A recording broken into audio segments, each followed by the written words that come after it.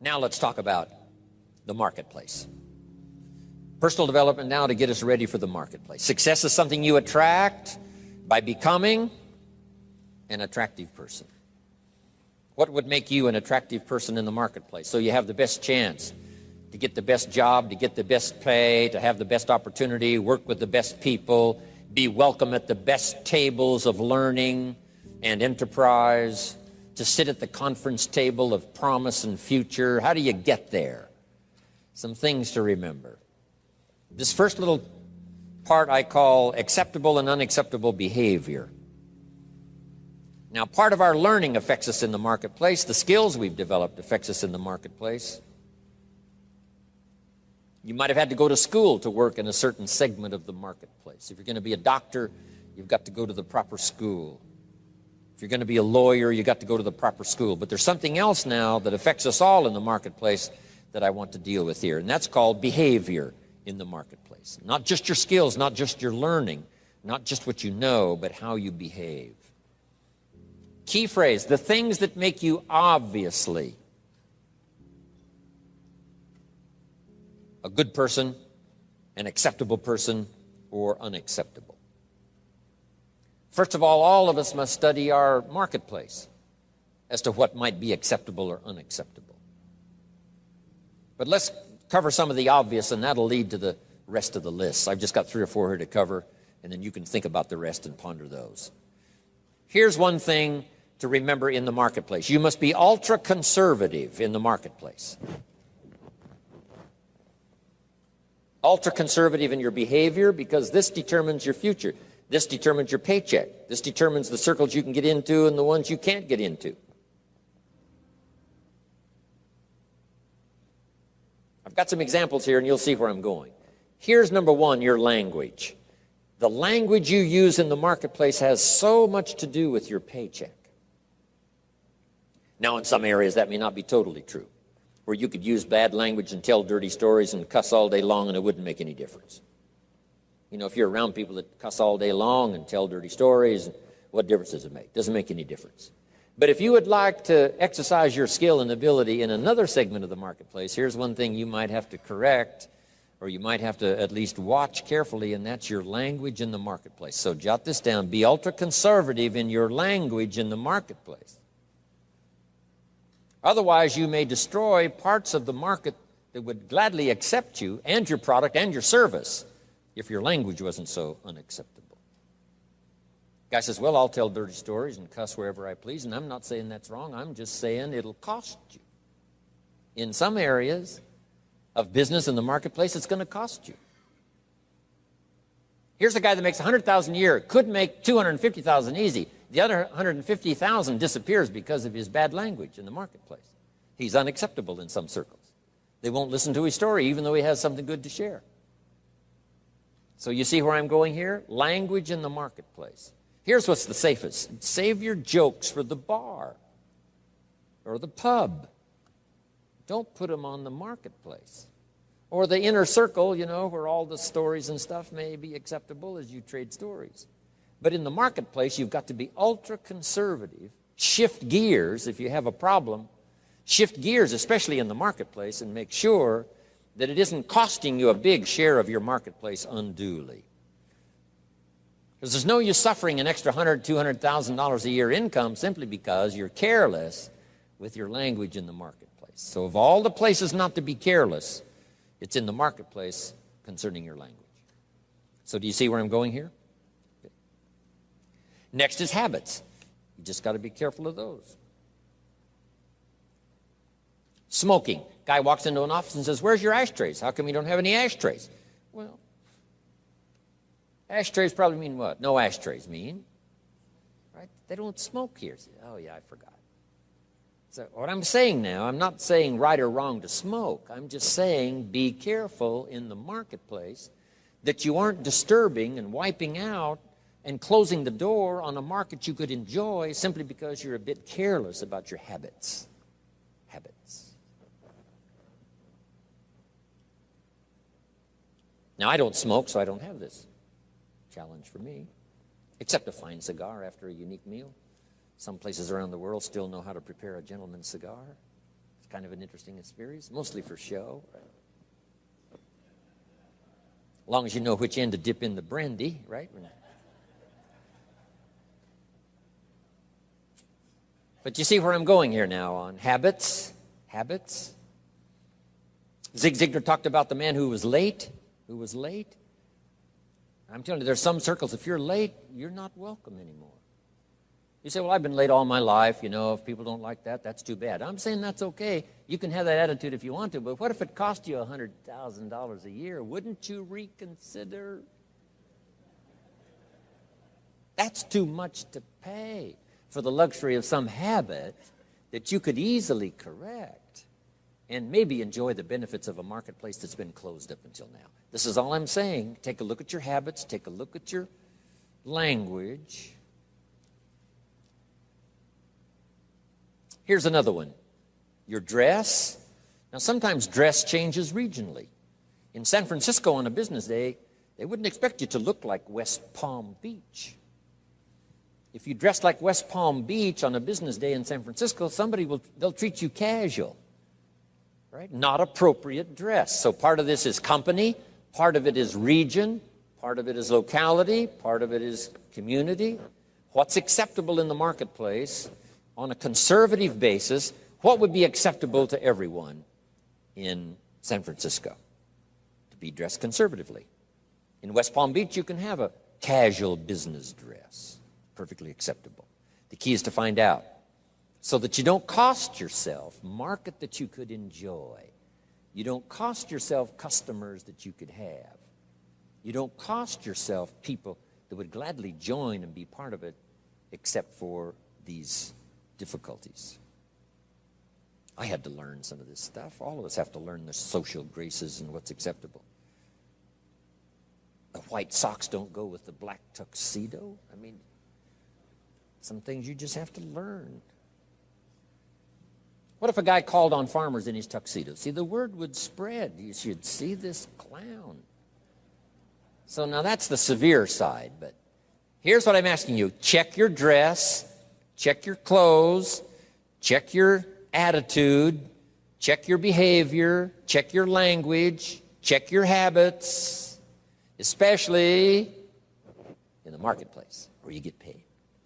No use slamming the doors you don't need to slam. No use shutting off opportunity that you don't need to shut off by not considering some of these things, okay? One more I found important. Make your employer, not your banker. I wondered why a few opportunities I lost because too quickly I asked for a raise. I'd only been there a month, and I said, could I have an advance? An employer says, wow, I thought we hired the right guy, but this guy needs extra money already. Can't manage his affairs, has to have an advance. So here's what don't make your employer your banker. Make your banker your banker. If you need a little extra money, go to your bank. Go somewhere, but not to your employer. Here's why. An employer is like opportunity. And opportunity doesn't want to see your need. Opportunity wants to see your seed. So let employer be employer, let banker be banker, let friend be friend.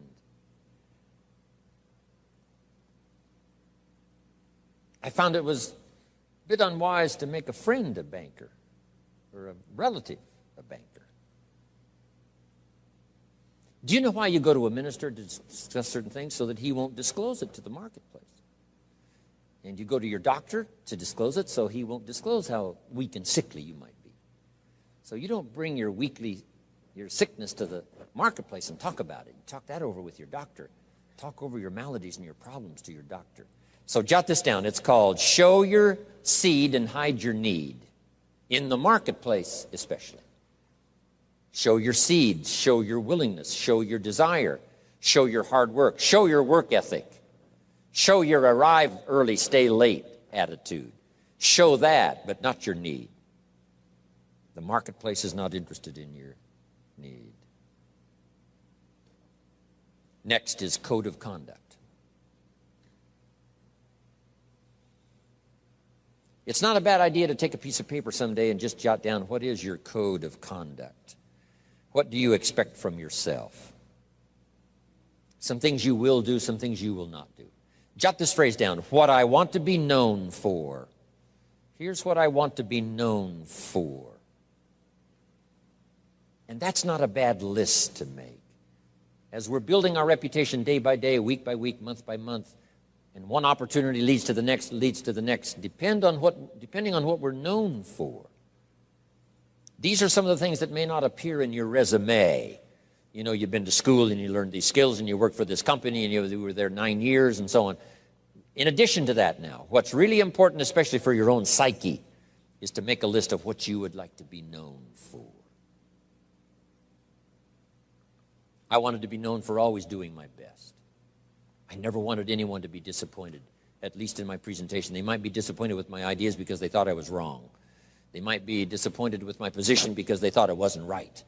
And they might be, disappointed because, I didn't say what I believed, was contrary to what they believed. They might have been disappointed in that, but they were never disappointed in my sincerity, never disappointed in my ability to speak from my heart and my soul. If you have charge of some of my life and you send me off to another country, I promise to represent you grandly. I promise you won't have to stay awake nights wondering about Jim Rohn if you've sent him to Paris.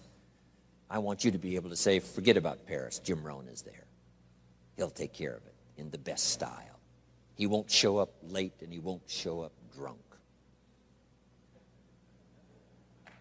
He will represent us well. So have you got that good question now? What do I want to be known for? I want to be known for being on time. I want to be known for staying late. I want to be known for not ignoring anyone. I want to be known for my unique ability in conversation as well as presentation. I want to be known for the fact that I care for kids as well as adults. I want to be known for the company's interest as well as my own. I want to be known for one who helps to feed the goose that lays the golden eggs. I want to be known. I want to be known for my leadership skill. I want to be known for my attitude. I want to be known. What would that list be if you were to make it? Here's what I want to be known for. Sometime in the privacy of your own thoughts, away somewhere, just work on that list. Here's the reputation I want to build. Now, here's what's next under personal development. Under personal development, develop these 5 abilities.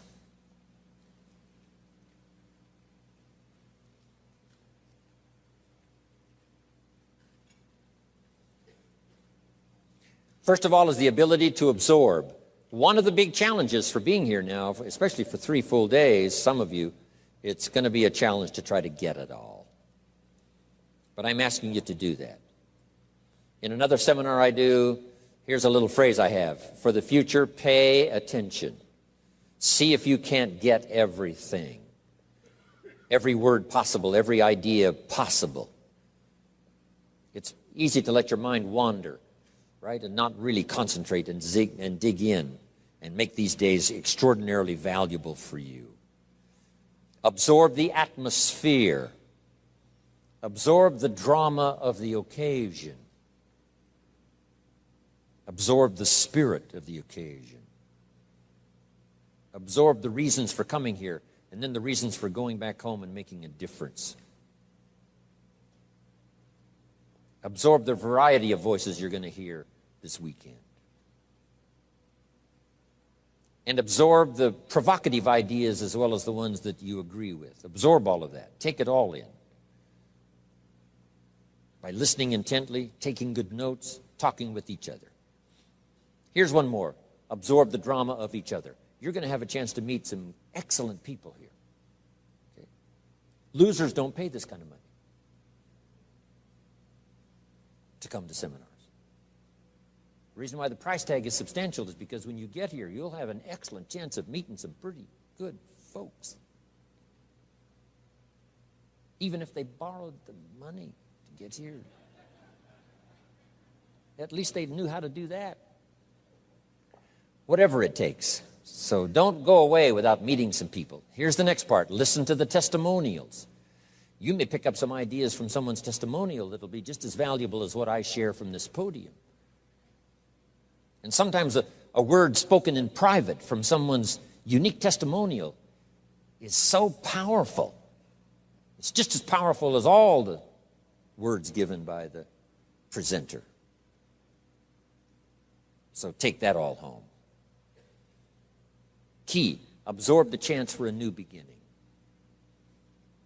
I don't know where you are at the moment. This is sort of mid-year. First 6 months, getting ready now for the last 6 months. And as you pause mid-year to contemplate the past and think about the future,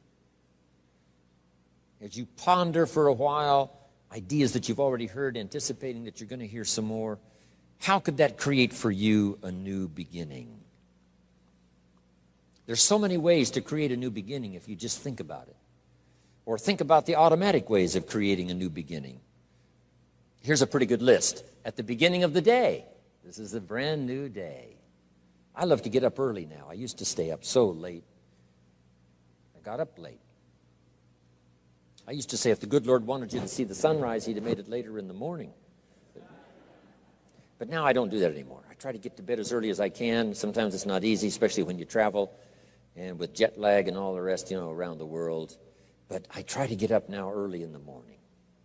The unique thing about early in the morning, you haven't messed up the day yet. I mean, it's just there. It's ready, fresh. It's like being born again.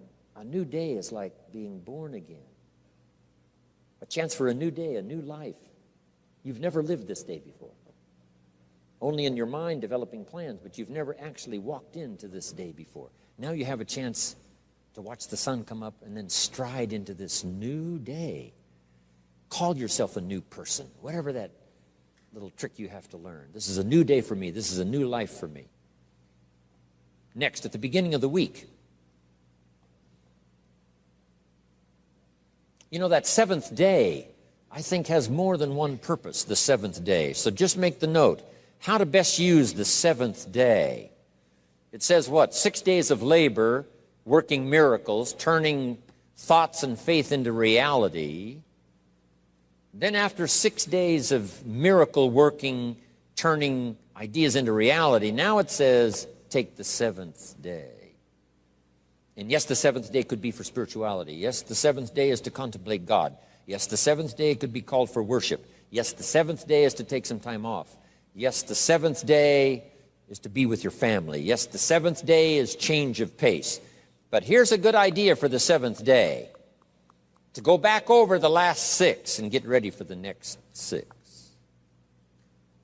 You just pause that seventh day.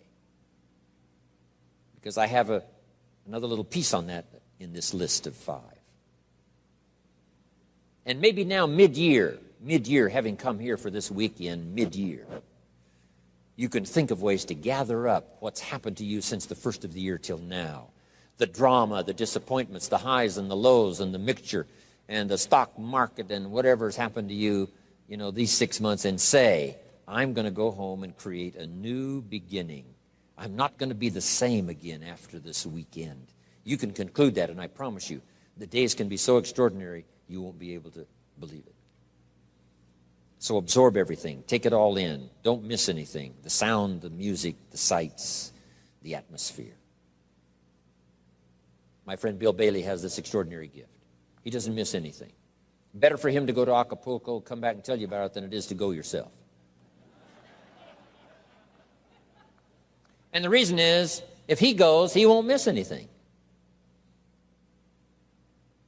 He'll soak up every detail. Every person he met, the food and the aromas and the sights and the sounds and the colors and the people and the countryside. Then he has the gift of language. When he comes back home, he can tell it to you. When he talks, you can feel the water lapping on your feet. You can smell the aroma of the food. You can see the colors and the people. 2 gifts: to get it. Second gift, to share it. And put it in dynamic words, leaving out no detail. Because here's the key to remember. The drama is in the detail. Lady tells me I've lost 60 pounds. I said, well, is that it? Is that the end of the story? She said, oh, no. Oh, no. There's a lot more to the story than that. And I said, well, I appreciate the number, but give me the details. What was going on in your life before? She says, well, misery you can't believe. I know I missed 3 good jobs just because I had too many pounds. And I says, how do you feel now? And she starts to cry. Wow, that's what I want to hear. The details. The drama is in the details. Give me the numbers, yes, but what does this number mean? For some people, the number means everything, before and after. The number means so much drama you can't believe, before and after. Before the day and after the day. Give me the details. Absorb, take it in, don't miss anything.